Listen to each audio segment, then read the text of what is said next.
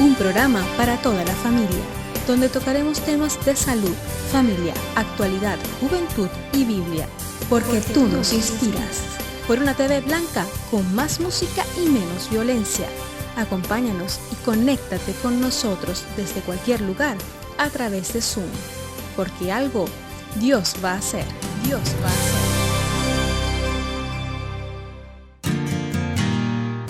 Buenas tardes, bienvenidos de nuevo a su programa Algo Dios va a hacer. Hoy vamos a estar compartiendo, como siempre, en la próxima media hora, un tema interesante para todos. Y me gustaría saludar a toda la audiencia que cada semana nos está escuchando, está siguiendo programa tras programa. Y para los que no nos conocen, pues mi nombre es Roberto Hernández, soy el conductor del programa. Y me gustaría pues dar paso y presentar a nuestro amigo asiduo ya del programa, porque él es colaborador, estrecho colaborador del programa. Nuestro amigo Luis Cortés, él es estudiante en la Facultad de Teología CEIBI, su cuarto año de estudios teológicos, y está justamente con nosotros, como siempre, para resolver nuestras dudas. Luis, bienvenido, que tengas un feliz día. ¿Cómo estás? ¿Qué tal? Muy bien, la verdad es que siempre bien, contento de estar con ustedes y poder compartir acerca de la palabra de Dios. Nos alegra mucho poder compartir la palabra de Dios, es un anhelo, es una pasión que tenemos, compartir aquello que hemos recibido de parte de Dios con toda la audiencia. Y hoy vamos a tocar un tema interesante, el título ya de por sí lo es. El título que hemos puesto a este programa de hoy jueves es El pecado que no entiendo. Y hemos puesto este título justamente porque hay mucha gente que no entiende el concepto, ni la palabra, ni el concepto de lo que es pecado, ¿verdad? Hay mucha confusión en todo este tema. Y hoy vamos a hablar del pecado que no entendemos. Me da, Luis, la sensación que nuestra generación, la generación que nos toca vivir, no ha entendido muy bien esta situación, ¿no? La condición en la que se encuentra el hombre. Y vamos a comenzar en el principio del programa definiendo de alguna forma la palabra pecado, de una forma que la podamos entender todos. ¿Cómo definiríamos esa palabra, la palabra pecado, para que toda la audiencia la pueda entender? Bueno, pecado es transgredir la ley de Dios. A la luz de los términos hebreos y griegos de la Sagrada Escritura, encontramos que pecado es errar al blanco. Esta es una figura que se emplea en la Escritura.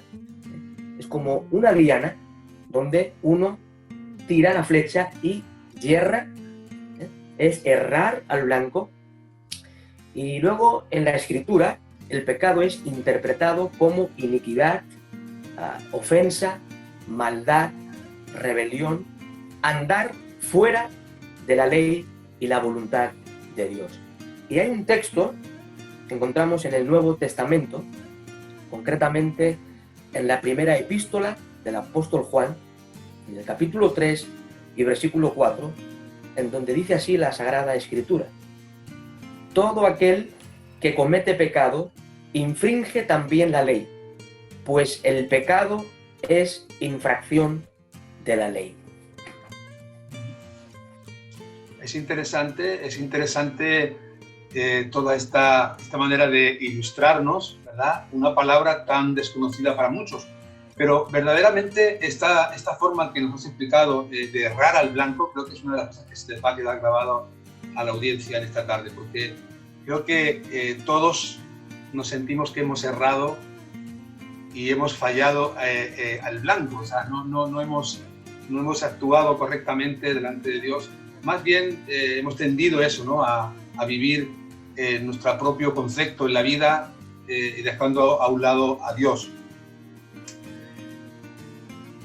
Luis, me gustaría que nos argumentaras esto, porque hay muchas personas que pueden estar pensando, ¿verdaderamente existe el pecado? ¿Es algo real, Luis? Bueno, pues La verdad, querido amigo Roberto y querida audiencia, la verdad es que no necesitamos presentar muchos argumentos para hablar de la realidad del pecado. Aunque es cierto de que hay ciertos elementos, ciertas teorías, ciertas ideas que niegan el pecado o le restan la importancia y gravedad que tiene. Y déjame hablar algo acerca de esto. En primer lugar, encontramos que el ateísmo niega la existencia del pecado. El ateísmo lo que hace es negar la existencia de Dios y según el ateísmo, pecar sería hacer algo en contra de Dios. Y según el ateísmo, si Dios no existe, pues el pecado tampoco existe. Por tanto, el ateísmo niega la realidad del pecado. Tenemos otras teorías, otros sistemas filosóficos que le restan importancia al pecado. Por ejemplo, el hedonismo. El hedonismo es un sistema filosófico el cual dice lo siguiente: hay que buscar el placer de la vida y dejar todo lo demás a un lado. Los hedonistas buscan vivir día a día el placer de la vida, los placeres, y esto les lleva a vivir una vida desenfrenada. Claro, el hedonismo no tiene en cuenta la gravedad del pecado. Hay otro sistema filosófico conocido como el determinismo, el cual enseña que el ser humano es algo así como una especie de esclavo de las circunstancias, y el determinismo expresa y enseña de que el pecado es algo así como una enfermedad, y por tanto el determinismo ve al hombre, ve al ser humano como un ser digno de lástima, en lugar de verlo como un ser digno del castigo eterno. Por tanto, claro, hay ciertas ideas que niegan el pecado o le restan la importancia que tiene. Sin embargo, como antes me has formulado la pregunta, la verdad es que sí hay evidencia de la realidad y existencia del pecado. La misma Biblia, que es la palabra de Dios, lo enseña. Pero además de la Escritura, además de la Biblia, encontramos que la historia de la humanidad y nuestra propia experiencia, incluso nuestra propia conciencia, testifican acerca de la realidad del pecado. Y encontramos, por ejemplo, en la historia de las religiones que a lo largo de los siglos, en las distintas civilizaciones, culturas y pueblos, ha existido la idea del pecado. Por ejemplo, las religiones de la antigüedad dan testimonio de un conocimiento universal del pecado y la necesidad de reconciliarse con un ser superior, con un Dios, o como pensaban los antiguos, con los dioses. Hay un sentimiento, por tanto, general de que los dioses están airados con los hombres y hay que aplacarlo de alguna forma por medio de sacrificios, etcétera, etcétera.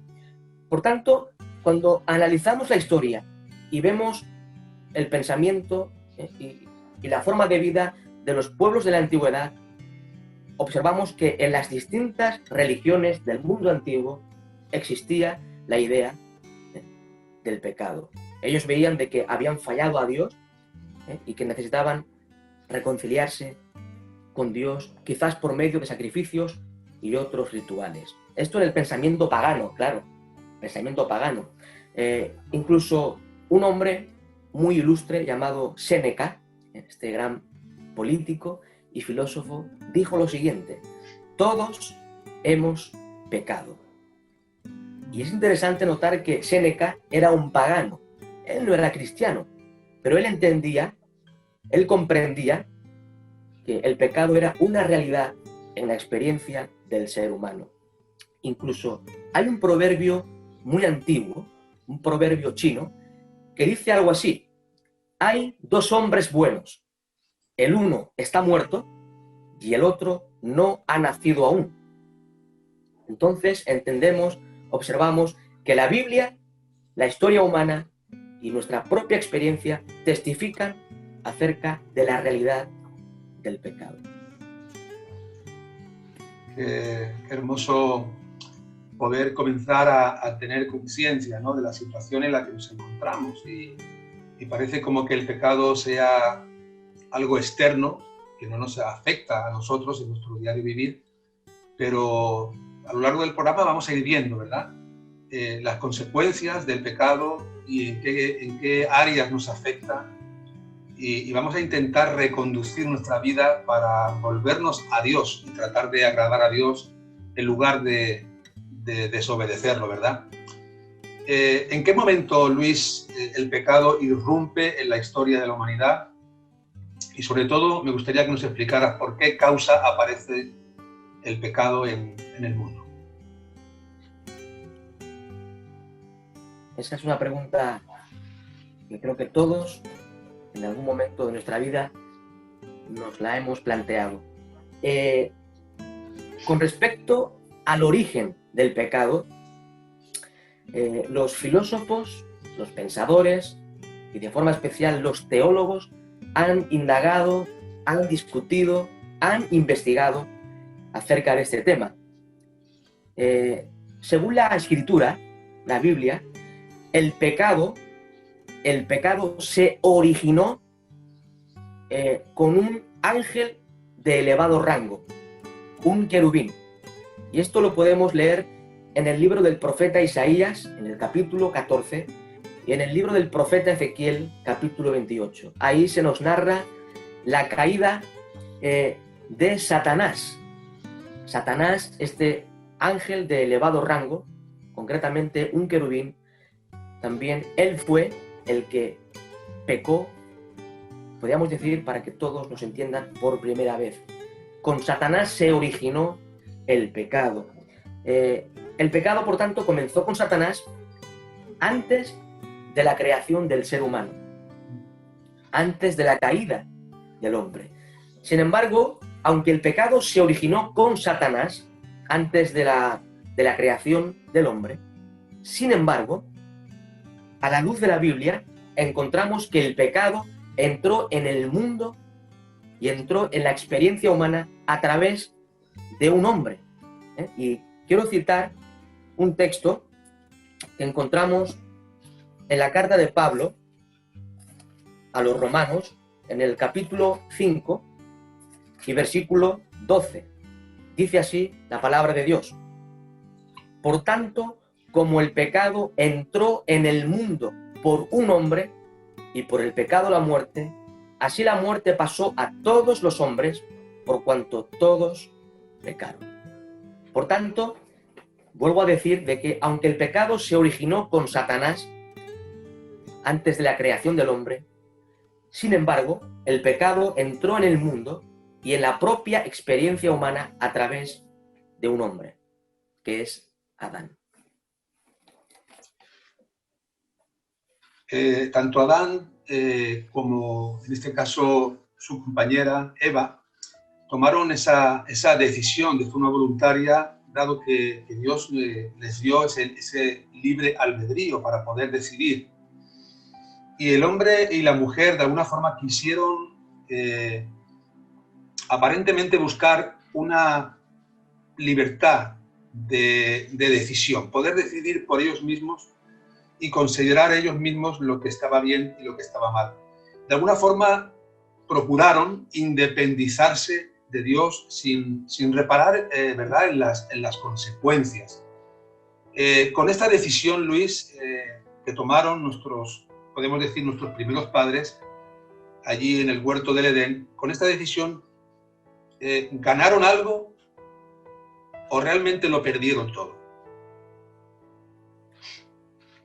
Bueno, pues a la luz de la Escritura encontramos de que no ganaron absolutamente nada. Todo lo contrario, lo perdieron todo, como tú bien has dicho. Cuando nuestros primeros padres desobedecen al mandato de Dios y pecan contra Dios, esa desobediencia, esa transgresión de nuestros primeros padres trajo la ruina no solamente a ellos mismos, sino también a todo el género humano. En el Génesis, capítulo 3, ahí se nos narra lo que los especialistas y los eruditos llaman el relato de la caída. Y creo que muchas veces lo he dicho en este programa. En este programa lo he dicho muchas veces, que Génesis 3 narra la caída original de nuestros primeros padres, esa ruptura del hombre con su creador y hacedor. Sin embargo, si vamos a Génesis capítulos 1 y 2, allí observamos lo que los teólogos denominan el estado original de nuestros primeros padres. Ese estado original tiene que ver con cómo eran nuestros primeros padres antes de pecar. Y allí observamos ese estado original de nuestros primeros padres, que ellos fueron creados perfectos, sin pecado, fueron creados a la imagen y semejanza de Dios. Y en ese estado original, antes de la caída, el hombre tenía una relación íntima de comunión con su Creador.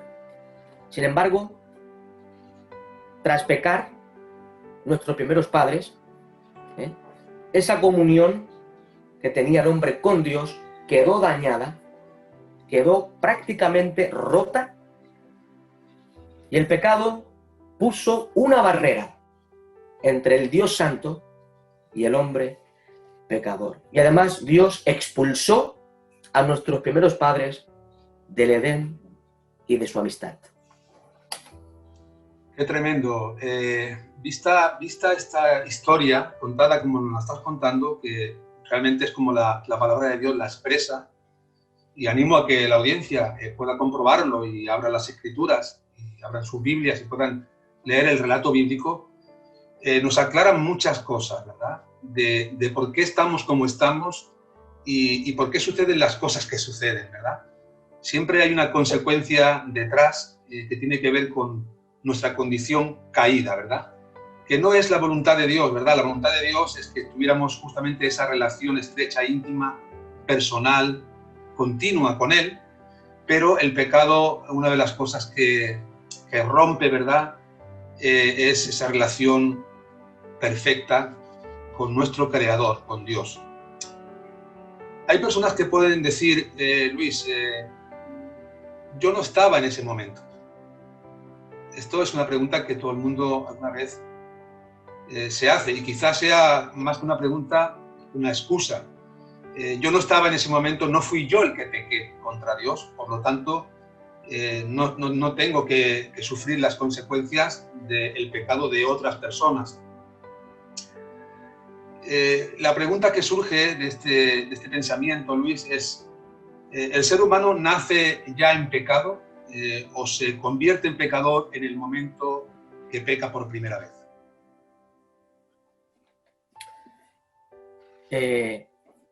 Quiero citarte un salmo que encontramos en la Escritura, el Salmo 51, versículo 5. Nota lo que dice la palabra de Dios. Son palabras de David. He aquí, en maldad he sido formado, y en pecado me concibió mi madre. Estas palabras nos enseñan que el ser humano nace con una naturaleza caída y pecaminosa. La Biblia enseña que el pecado, la Escritura enseña que el pecado de nuestros primeros padres ha sido imputado, es decir, ha sido puesto en la cuenta de toda la raza humana sin acepción. Desde la caída, todo ser humano es pecador, cometemos pecados y todos poseemos una naturaleza caída y pecaminosa. Por tanto, el hombre peca porque es pecador. El hombre desobedece porque es pecador. Esto no sería al contrario, ¿verdad? O sea, no es pecador porque peca, sino peca porque ya es pecador. O sea, de manera Correcto. Que cuando nosotros venimos a este mundo, ese germen del pecado está en nosotros. Y todo esto parece como una historia muy triste, muy trágica, ¿verdad? Y que nos afecta y que, bueno, y podemos preguntarnos dónde está la solución. Porque incluso la Biblia nos enseña que la paga del pecado es muerte. O sea, las consecuencias, ¿verdad?, de haber pecado contra Dios es la muerte. Y por una parte tenemos la muerte espiritual, que nos impide relacionarnos con Dios, tener comunión con Dios por causa del pecado, y por otra parte tenemos la muerte física también, ¿verdad? ¿A qué muerte? Explícanos algo acerca de esto, ¿no? ¿A qué muerte se refiere la Biblia cuando leemos en la palabra que la paga del pecado es muerte? Sí, el texto que está citando se encuentra en Romanos, capítulo 6, versículo 23. Allí se habla, en ese texto concretamente, se habla de forma particular de la muerte eterna, o como otros escritores del Nuevo Testamento llaman la segunda muerte. La muerte eterna, o la segunda muerte, es la eterna separación que sufrirá el hombre de Dios. La muerte eterna tiene que ver con esa condenación eterna que sufrirá el hombre pecador que no ha creído en Cristo. Aunque es cierto, por otro lado, de que la muerte tiene tres aspectos a la luz de la Biblia: muerte física, muerte espiritual y muerte eterna. Estos tres aspectos de la muerte es el resultado, es la consecuencia del pecado del hombre, del pecado del primer hombre, de la primera pareja humana. Ahora, la palabra muerte, o la idea de muerte, implica separación. Muerte implica separación. La muerte física es la separación entre la parte inmaterial del hombre, como es el alma, y la separación también de la parte material. Esa es la muerte física. La muerte espiritual tiene que ver con esa separación que existe entre Dios y el hombre pecador. Y la muerte eterna es la eterna separación que sufrirá el hombre pecador, la eterna exclusión del hombre de Dios. Verdaderamente, Luis, entonces podríamos decir que estamos en problemas, ¿no? Estamos en un grave problema, en una situación de la que quisiéramos encontrar una salida. Y no se preocupe la audiencia que nos escucha en esta tarde, que antes de que termine el programa vamos a traer una palabra para que usted pueda encontrar en ella la solución al problema del pecado. ¿Podemos nosotros mismos, Luis, librarnos del pecado, de las consecuencias del pecado? ¿Hay algo que nosotros podamos hacer para librarnos de pecar contra Dios? Nosotros mismos, los seres humanos, en realidad, por nuestras propias obras, méritos, esfuerzos, no podemos hacer nada. En absoluto. No podemos nosotros mismos librarnos del pecado y sus consecuencias. El hombre, según la Escritura, está totalmente incapacitado, totalmente inhabilitado para hacer algo con respecto a la salvación. El apóstol Pablo, en sus escritos, concretamente en Efesios capítulo 2, presenta al hombre como muerto en delitos y pecados. Y esa muerte que habla Pablo tiene que ver con la muerte espiritual, la separación que el hombre sufre sin Dios. Y claro, uno cuando nota de que el ser humano que no tiene a Dios en su corazón está muerto, es un cadáver, y uno se pregunta, ¿puede hacer algo un cadáver? Pues la respuesta es no. El hombre, por tanto, no puede hacer nada para salvarse a sí mismo. Solamente Jesús.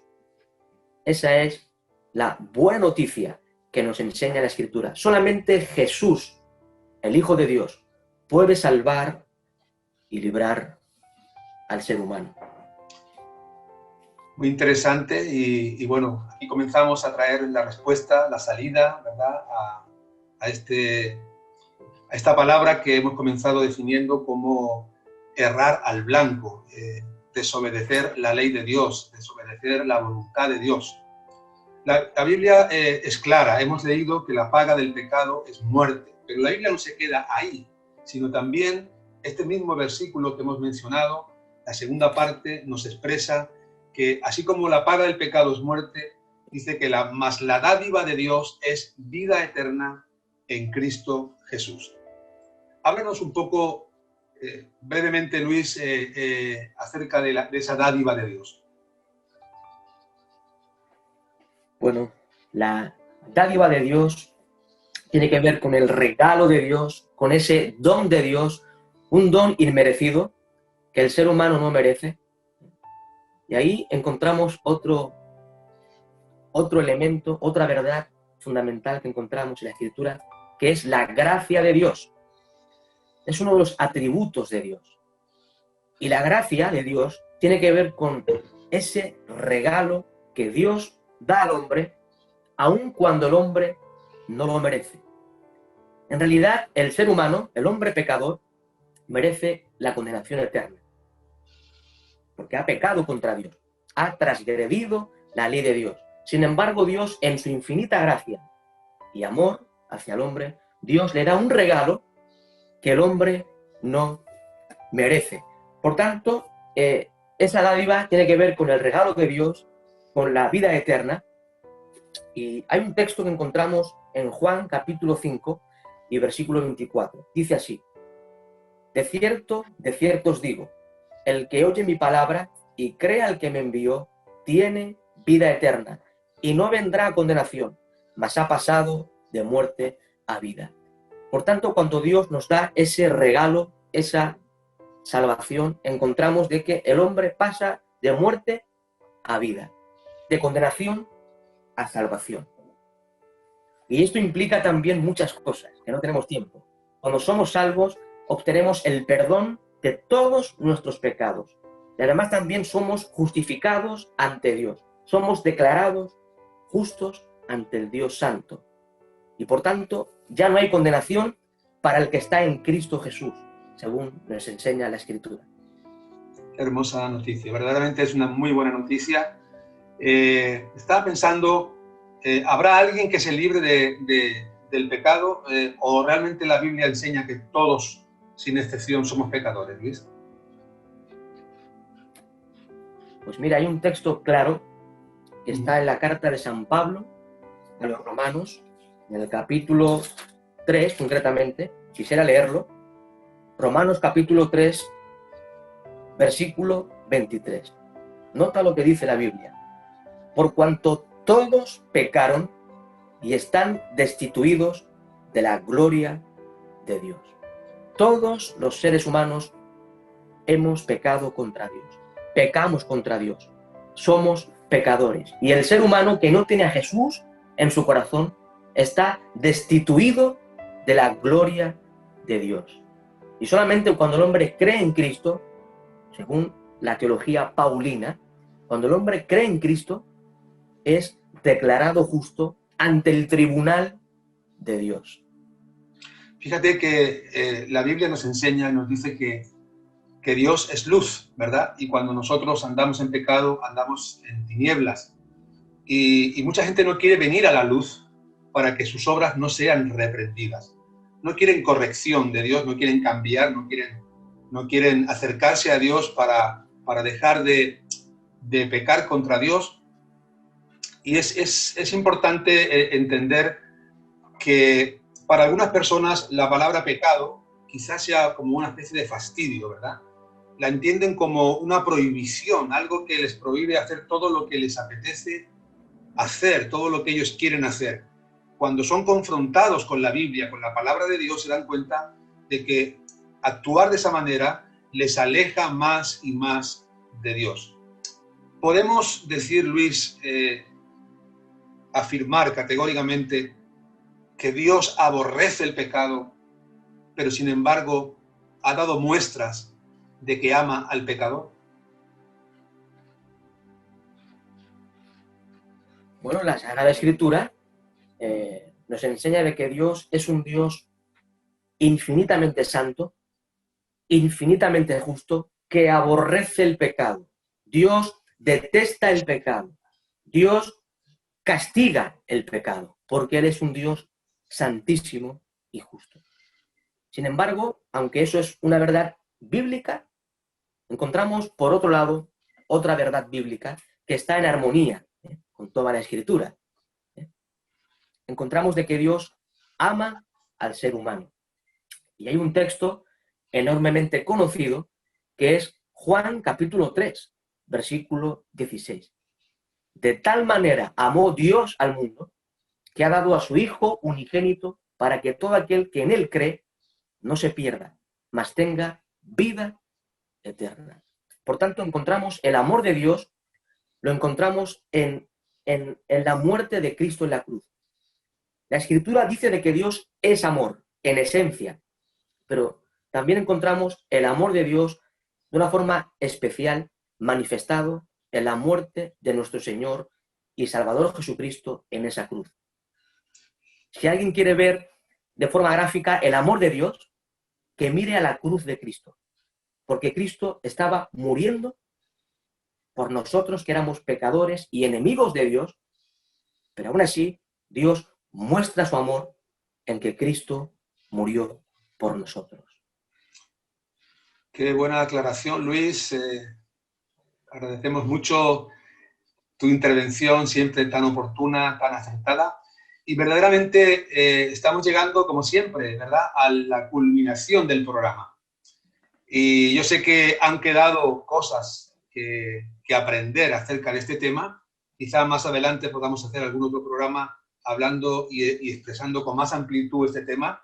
Pero creo que hoy, en este momento, hay personas que se están planteando de alguna forma y sienten que quieren abandonar el pecado, que no quieren seguir ofendiendo a Dios y que quieren que Dios les perdone todos y cada uno de sus pecados. Luis, dirígete a la audiencia y explícales, por favor, qué tienen que hacer para recibir el perdón de sus pecados.